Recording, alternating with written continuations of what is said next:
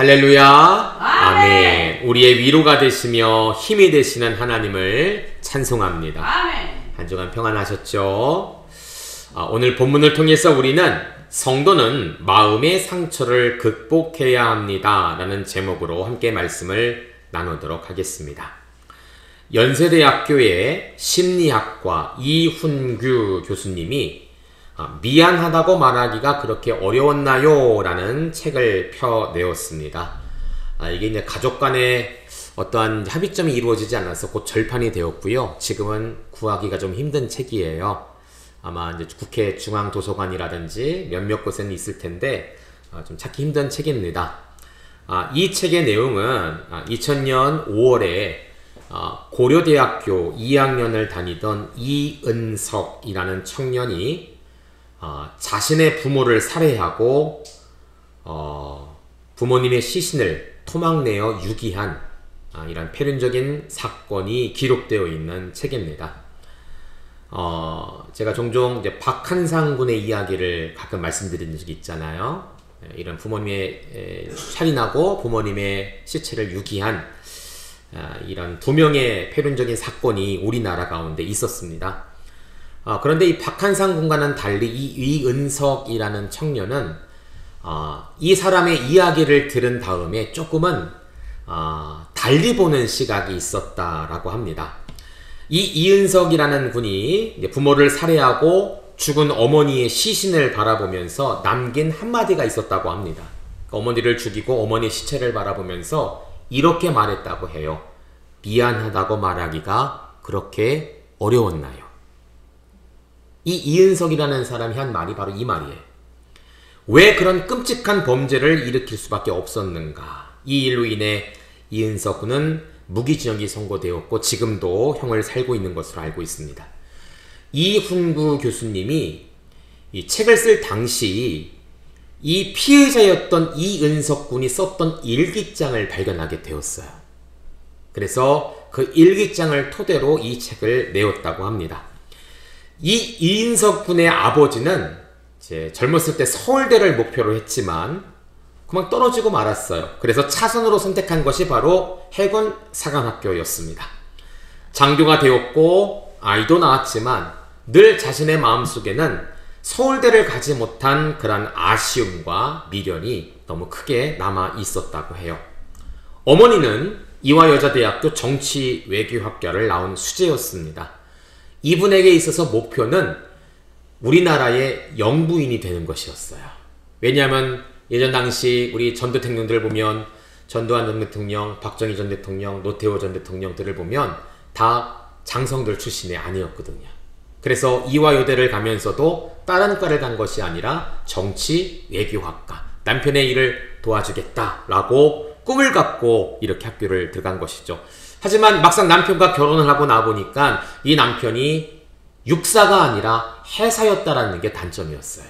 아직까지도 우리나라에는 육사 출신, 육군사관학교 출신들이 실세를 잡고 있는 실정이었죠. 결국 끝까지 장군으로서 일을 감당하지 못하고 전역을 하고, 물론 큰 회사에 들어가서 대기업의 간부가 되긴 했지만 자신의 꿈을 이루지 못한 그 답답한, 나는 대통령의 영부인이 되어야 되는데 그걸 하지 못하는 답답함, 남편은 서울대를 갔어야 되는데 가지 못한 답답함, 이러한 답답함이 서로 간에 상처가 되었고 스트레스가 되었고 이 화풀이를 누구에게 풀었냐면 자신의 두 아들들에게 풀었다라고 해요. 그래서 이분의 책이나 일기를 보면 이러한 이야기가 있었습니다. 유치원에 다닐 때 엄마로부터 시계를 제대로 못 반다고 맞은 적이 있고, 1학년 때는 운동화끈을 제대로 못 만다고 그렇게 맞아서 울었고, 초등학교 3학년 때는 텔레비전 리모컨을 잃어버렸다고 해서 또 맞았고, 대변검사 이야기를 안 했다고 해서 또 맞았고, 밥을 먹을 때 늦게 먹는다고 어머니가 아들들의 머리에 젓가락을 던지는 그런 일들이 다반사였다고 하죠. 예. 그래서 계속적으로 학대를 받고 욕을 먹는 거예요. 이 의인석이란 군도 서울대를 못 가고 고려대를 갔다고 아버지가 너는 쓸모없는 놈이다 이렇게 욕을 했다고 그래요. 우리는 이해하지 못할 일이에요. 그쵸? 네. 사건이 일어나기 일주일 전에 아버지가 오랫동안 집을 비우셨다가 집에 들어오셨는데 아들의 모습을 보면서 너무나 답답한 나머지 한심한 거죠. 아버지 눈에는. 이렇게 말을 했다고 합니다. 야, 차라리 너는 정신병원에나 들어가라. 이런 이야기를 듣게 되었다고 그래요. 거기에 이 아이는 큰 상처를 받게 되고 방문을 걸어 잠그고 꽁꽁 화를 삭히지 못해 결국은 방문을 열고 아버지와 어머니를 죽이고 이런 엄청난 일을 벌이는 괴물이 되었다라고 하죠. 이 이야기를 듣고 많은 사람들이 이 아들, 이 이은석 씨는 가해자이면서 동시에 피해자였다. 한 번이라도 아버지라 어머니가 미안하다, 잘못했다, 사랑한다, 이해한다 라는 말을 한마디만 했어도 그를 괴물로 만들지는 않았을 것입니다. 저는 이 이야기를 들으면서 참 많은 생각을 하게 되었어요. 여러분, 이 아이가 받았던 상처는 비단 이 사건에 국한된 것만은 아닐 것입니다. 오늘 우리도 많은 상처 가운데 자라나게 되었고 그 상처가 여전히 우리를 괴롭게 만들 때가 있어요. 혹은 내가 누군가에게 상처를 주는 일들을 행하기도 하죠. 오늘 본문을 보면 상처를 받은 또 한 사람의 사람을 만나게 됩니다. 바로 이 사람의 이름은 사울이었어요. 이 상처로 인해 그는 폭력적으로 변하게 되었고 결국은 사람을 죽이려 하는 괴물로 변하게 되었죠. 오늘 이 성경을 통해서 상처의 원인들은 과연 무엇인가? 이 상처를 어떻게 하면 우리는 해결할 수 있을 것인가? 왜 상처를 해결하는 것이 중요한 것인가? 한번 우리가 말씀을 통해 살펴보고 우리 믿음의 성도들은 이 상처를 극복할 수 있는 건강한 신앙생활을 하기를 간절히 소망합니다. 첫째로 성도는요, 말의 상처를 조심해야 합니다. 우리 8절 말씀을 함께 읽겠습니다. 시작! 사울이 그 말에 불쾌하여 심히 노하여 이르되 다윗에게는 만만을 돌리고 내게는 천천만 돌리니 그가 더 얻을 것이 나라 말고 무엇이냐 하고 아멘. 이 말씀의 배경은 여러분들이 잘 알고 있는 다윗과 골리앗과의 싸움이었습니다. 사울 왕도 이스라엘의 어떤 장군도 골리앗을 이길 수 없었지만 다윗이 그것을 해내고 말죠. 다윗이 골리앗을 쓰러뜨리고 사울 왕에게, 이스라엘 백성에게 승리를 선물로 주었습니다. 자, 이제 전쟁을 마치고 고향으로 돌아오고 성으로 돌아오는데 그때 수많은 사람들이 나와서 사울과 함께 동참한 군인들을 칭송하기 시작합니다. 환영하기 시작하는 것이죠. 6절 말씀 함께 읽겠습니다. 시작!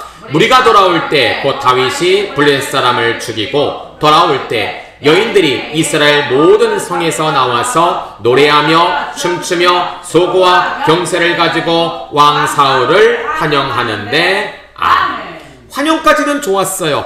그런데 사람들이 사울 왕을 환영하는 자리에서 그만 실수를 하게 됩니다. 7절 읽게 읽겠습니다. 7절입니다. 시작! 여인들이 뛰놀며 장하여 가로되 사울이 죽인 자는 천천히요 다윗은 만만으로다 한지라. 아멘. 사람들이 뭐라고 이야기합니까? 사울이 죽인 자는 천천히요 다윗이 죽인 자는 만만히로다. 여러분, 이게 노래 가사예요. 사실은요. 사람들이 들어왔을 때 사람들이 노래하면서 악기를 가지고 노래했던 내용이 바로 이겁니다. 그러다 보니까 운율을 맞추기 위해 만만이다, 천천이다 라고 기록을 했는데 사실은 만 그리고 천이에요. 만이니까 만 곱하기 만인가 라고 생각할 수 있는데 강조하기 위해 운율적으로 적은 것이고 사울이 죽인 자는 천이요 다윗이 죽인 자는 만이다 라는 말입니다. 여러분, 천과 만은 공 하나 차이예요. 약 10배 정도의 차이죠. 그런데 여러분, 이 당시에 고대 문서들을 보면 천이라는 것과 만이라는 것은 수치적으로 비교하는 대상이 아니에요. 내가 떼져보니까, 세어보니까 다윗은 천이고 만이고 사울은 천이구나. 이거 비교하려고 적은 것이 아니라는 것이죠. 고대 문헌들은 천과 만은 많다라는 것을 강조하기 위해 쓰이는 표현법이었어요. 천이든 만이든 상관없이 그냥 많다라는 표시. 그러니까 사람들이 오늘 칭송한 내용은 무엇입니까? 사울도 많이 해치웠고 다윗도 많이 해치웠다. 이 내용이죠. 근데 문제는 이 말 가운데 사람들의 마음의 소리가 사울에게 들려지기 시작한 거예요. 자, 이 말을 보니까 그냥 사울과 다윗은 천과만을 죽였다 이러면 되는데 어떻게 표현합니까? 사울은 천천히요, 다윗은 만만이로다. 요즘 젊은 사람들 힙합 랩 하잖아요. 그쵸? 요즘 여러분 아십니까 혹시? 이거 하면 안 되는데 고3들 이 노래 들으면 이거 고3 시험 못 본다고 하는데 아파트 뭐 이런 막 그러더라고요. 어르신들 아파트가 뭐 어쨌다는 거야 그러는데 은유를 맞추는 거예요. 예, 데코를 맞추는 거죠. 그래서 사울은 천천히요, 다윗은 만만이로다. 이러한 데코적인 표현이 사람들의 심리 상태를 그대로 드러난 거예요. 사람들의 원함의 상태를 그대로 드러나는 거예요.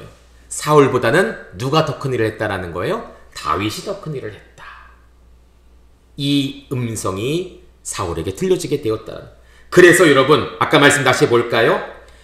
8절에 보니까 뭐라고 합니까? 사울이 그 말에 불쾌하여 심히 노하였다 라고 표현합니다.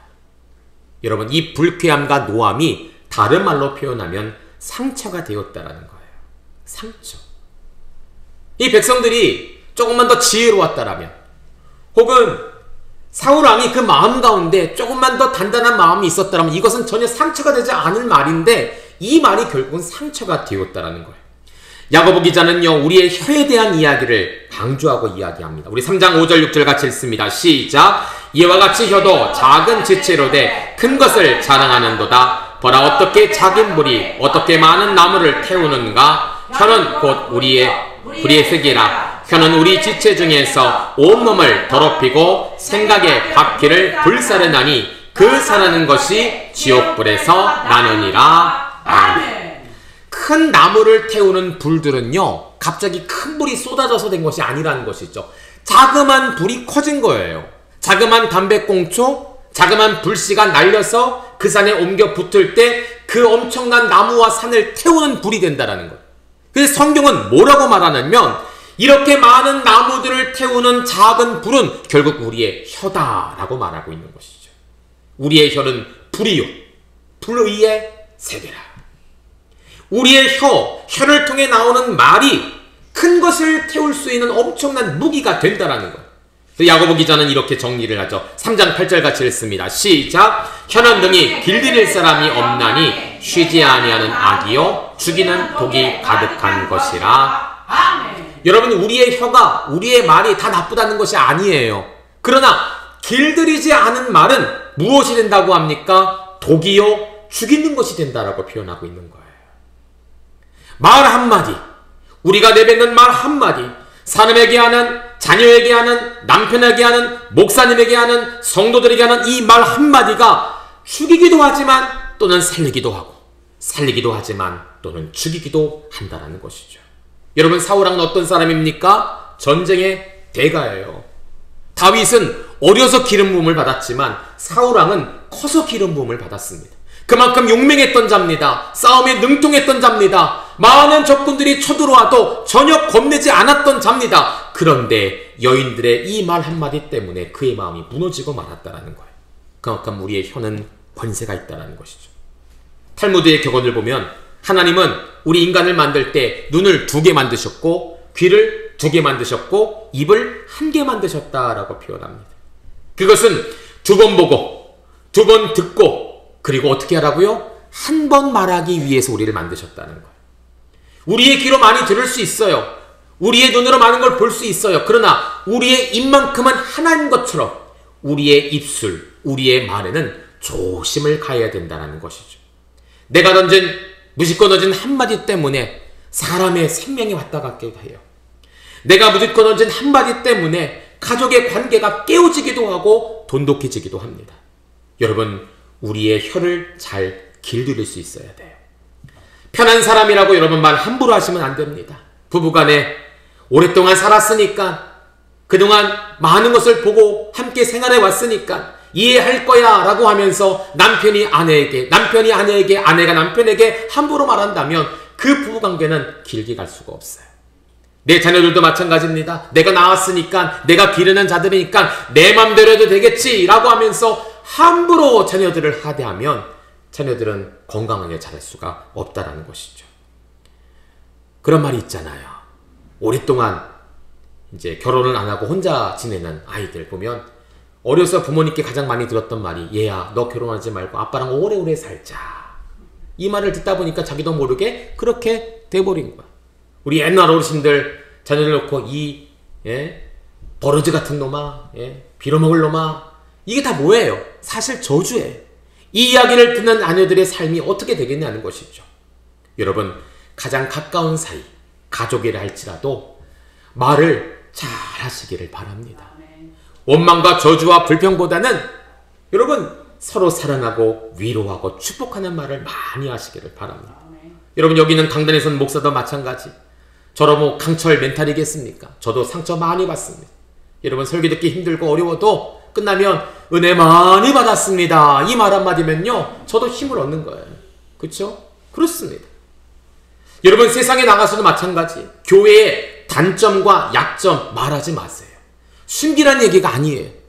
교회에 열악한 부분, 부족한 부분이 있다면 그거 놓고 기도하셔야 돼요. 하나님 채워주세요. 하나님 강하게 해주세요. 우리 교회가 더 건강하게 해주세요. 그렇게 기도하셔야 돼요. 그리고 세상 가운데서는요 교회의 좋은 점만 얘기하셔야 돼요. 왜냐하면 세상 사람들이 교회를 향한 문을 닫을까 두렵기 때문에 그래요. 그쵸? 없는 거 만들어낸 얘기가 아니라 교회의 장점, 교회의 좋은 점이 있다면, 하나님 믿는 신앙생활에 좋은 점이 있다면 많이 말하세요. 많이 축복하세요.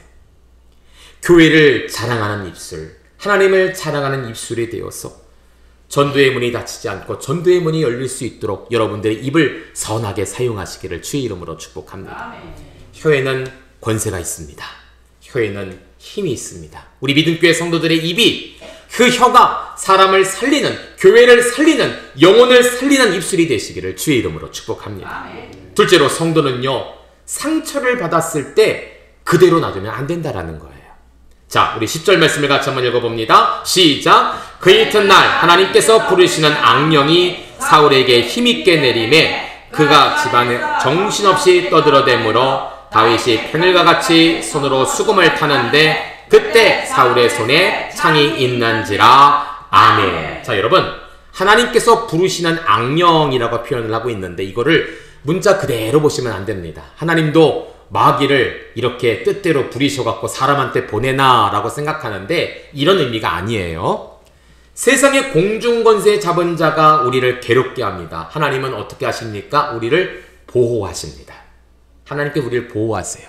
그런데 오늘 이 사울왕처럼 하나님을 떠난 자들에게는 무엇을 제거하시냐면 보호의 장막을 제거하시는 거예요. 그럼 바로 어떻게 합니까? 이 공중권세 잡은 자가 가서 그를 치는 것이죠. 바로 이게 이 말이에요. 하나님께서 일부러 악령을 택해서 사울왕에게 보내셨다는 것이 아니라 늘 우리 주변의 악한 자들은 우리를 괴롭게 하려고 하는데 하나님이 보호를 하세요. 이 보호의 장막을 걷어가셨다는, 결국 이 악령이 사울에게 침투하게 된 것이죠. 사울의 손에 무엇이 있다고 합니까? 창이 있다고 합니다. 창이 뭐예요, 여러분들? 사람을 죽이는 무기예요. 지금은 전쟁이 아닌데 왜 창을 돌리겠습니까? 그의 심령 가운데 누구를 죽이고 싶은 마음이 드러나고 있다는 거예요. 그가 누구였겠습니까? 이 상처의 발단이 된 다윗이었다라는 것이죠. 사울은 여인들의 그런 칭송의 소리를 듣고 상처를 받았습니다. 동시에 다윗을 시기하는 마음이 그 안에 생겼습니다. 우리도 살다 보면 상처를 받고 그 상처 때문에 누군가를 질투하고 누군가를 죽이고 싶어하는 그 마음이 생길 수도 있어. 이건 우리의 연약한 인간의 모습이기 때문에 어쩔 수 없는 일일지도 모릅니다. 그러나 중요한 것은 그 상처받은 마음을 그대로 놔둬서는 안 된다는 거. 여러분, 우리가 몸에, 팔에 또는 다리에 상처가 생겼을 때 뭐합니까? 소독하고 약을 바르죠. 빨리 소독하지 않고 빨리 약을 안 바르면 어떻게 됩니까? 거기에 병균이 침투돼요.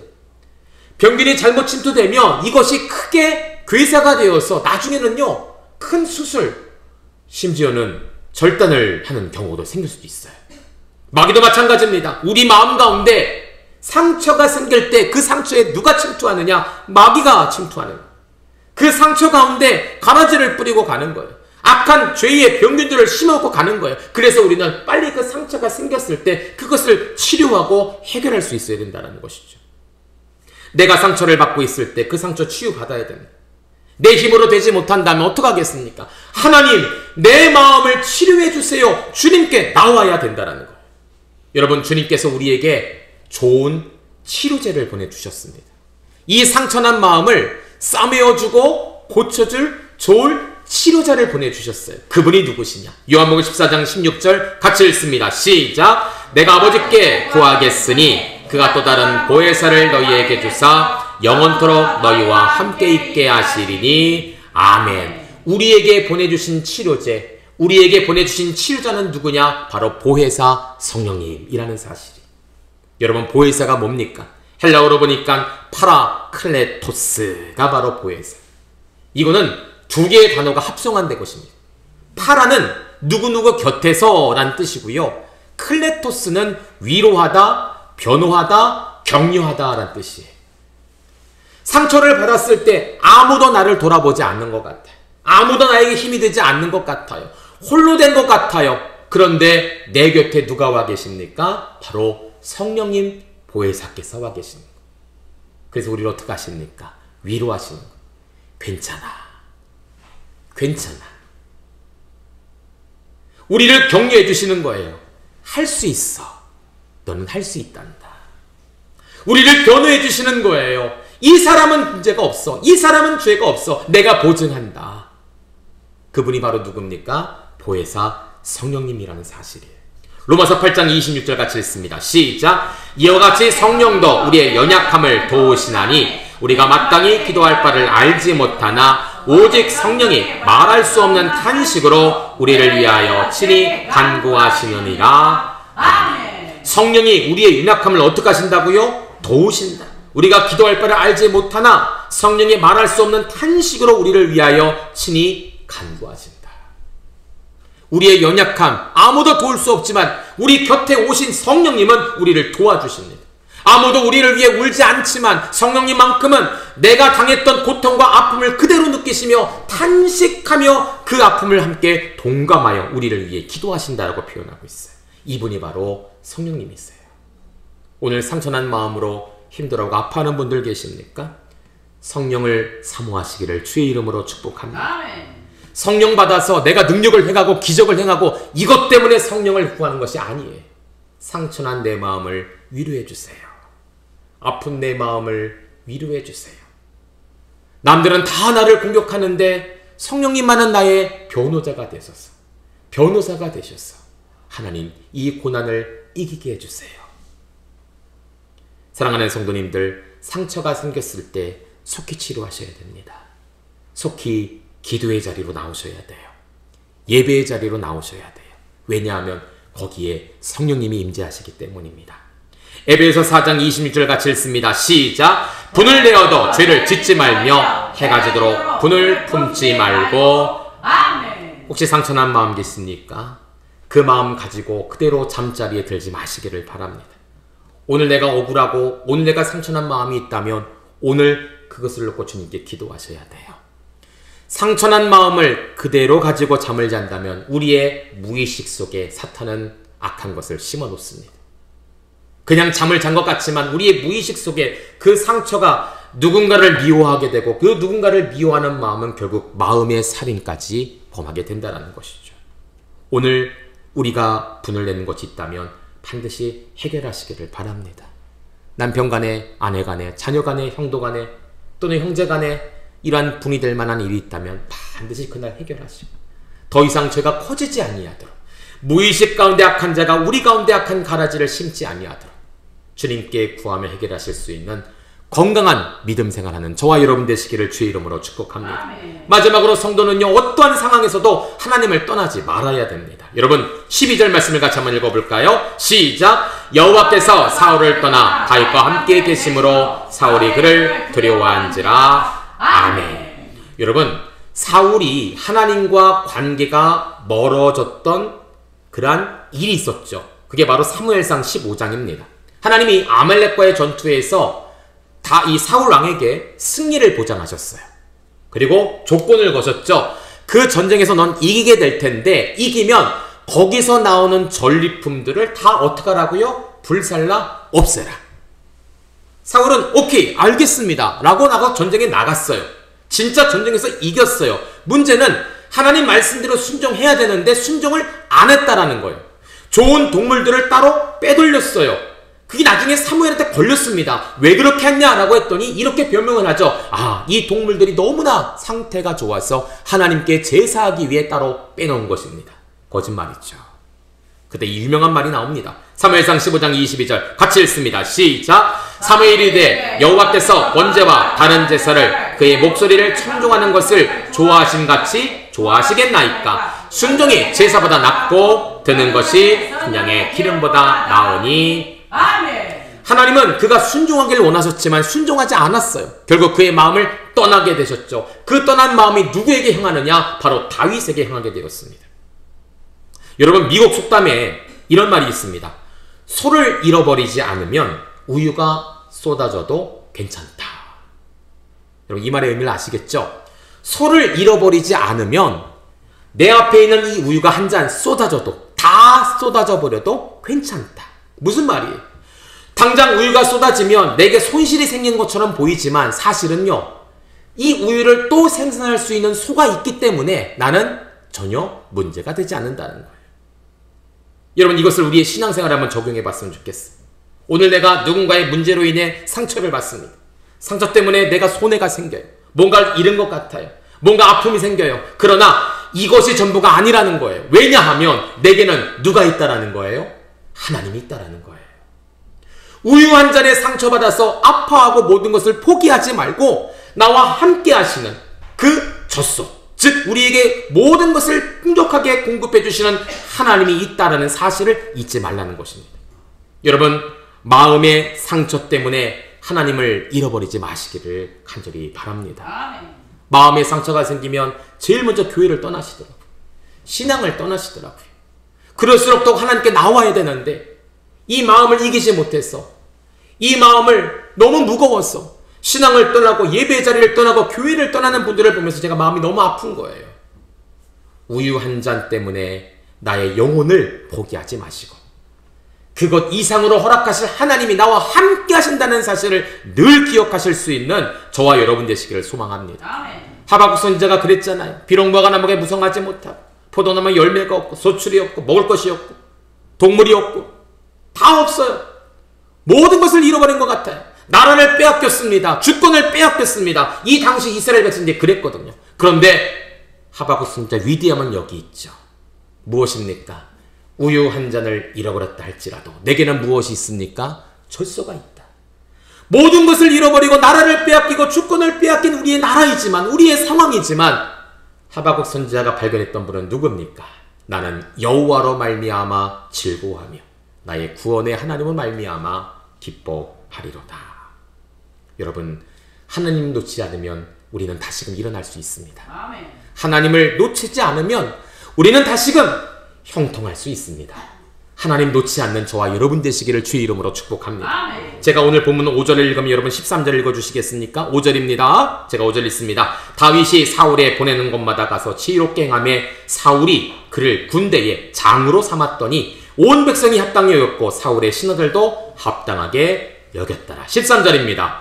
그러므로 사울이 그를 자기 곁에서 떠나게 하고 그를 정거장으로 삼음에 그가 백성 앞에 출입하며. 아멘. 말씀을 한 장 그대로 읽으면 이게 무슨 내용인지 몰라요. 그런데 여러분, 5절과 13절 사이에는 시간적인 차이가 있습니다.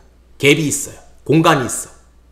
분명히 5절 때는 다윗이 골리앗을 무너뜨리고 나라에 승리를 주었을 때 사울왕이 얼마나 기쁜 나머지 그를 자기의 사위로 삼습니다. 사위로 삼았으니 무엇을 줘야 될까요? 권력을 줘야 되잖아요. 그 권력이 뭡니까? 군대의 장이었습니다.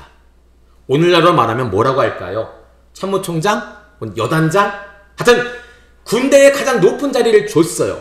그런데 사울이 상처를 받고 그 상처를 처리하지 못해서 결국 악한 자가 들어와 시기와 질투와 괴물로 변했을 때 어떤 일을 당합니까? 13절에 보니까 그를 천부장으로 삼았다. 여러분, 천부장이 오늘날로 말하면 중대장 같은 경우가 될까요? 소대가 있다면 그 소대가 몇 개 모인? 중대. 백부장, 천부장 이렇게 나가거든요. 여단장 혹은 참모총장이 했던 사람이 한순간에 한 작은 부대의 소대장이 된 거예요. 중대장이 된 거예요. 여기 우리 군인 출신들 계시니까 이게 얼마나 큰 불명예일까 아실 것입니다. 그런데 다윗은요, 그러한 이해할 수 없는 상황에서도 그의 상처를 잘 처리했다라는 거예요. 여러분, 그도 상처가 되지 않았을까요? 전에는 군대를 다스리던 자가 자그마한 부대에 남의 지시를 받는 모습이 되었으니 그도 상처가 되지 않았을까요? 그러나 다윗은 이 상처를 처리했다라는 거예요. 잘 처리했다라는 거예요. 이유가 무엇일까요? 여러분 14절 말씀 같이 읽습니다. 시작. 다윗이 그의 모든 일을 지혜롭게 행하니라 여호와께서 그와 함께 계시니라. 아멘. 오늘 나는 군대의 장이라는 우유 한 잔을 잃어버린 것 같아요. 그러나 다윗은 거기에 실망하지 않았습니다. 왜냐하면 모든 나라들의 부대에 모든 군사들의 왕이며 대장이신 하나님이 나와 함께 한다는 사실을 믿었기 때문이라는 거예요.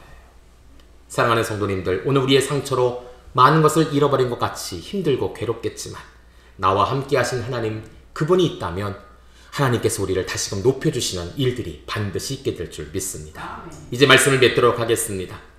우리는 이 상처받은 사울을 위로하거나 또 인정해주자 이런 이야기가 아닙니다. 상처는 누구에게나 찾아오는 심리적 감정이죠. 이러한 상처를 내가 받을 수도 있고 또 내가 남에게 줄 수도 있습니다. 이것을 우리가 조심하자는 거예요. 우리는 말 한마디에 상처를 받을 수 있는 연약한 자들입니다. 그러므로 우리는 말을 항상 조심해야 합니다. 내가 생각하지 않고 던진 그 말 한마디가 사람을 살리기도 하고 죽이기도 한다는 사실을 염두하시면서 입을 열 때 한 번, 아니 또 한 번 더 생각해 보시고 사람을 살리는 선한 말을 하시기를 바랍니다. 그 상처 내버려 두면 더 큰일이 생깁니다. 오늘 주님은 우리에게 보혜사를 역석하여 주셨습니다. 상처받고 아파할 때 기도의 골방에 들어가시기를 바랍니다. 할 수만 있다면 성전에 나와 예배하시기를 바랍니다. 성령님의 임재하심을 내가 받는다면 그 상처는 치유될 것이며 다시금 일어날 힘을 허락해 주실 것입니다. 하나님 잃어버리면 나는 모든 것을 잃어버리는 거예요.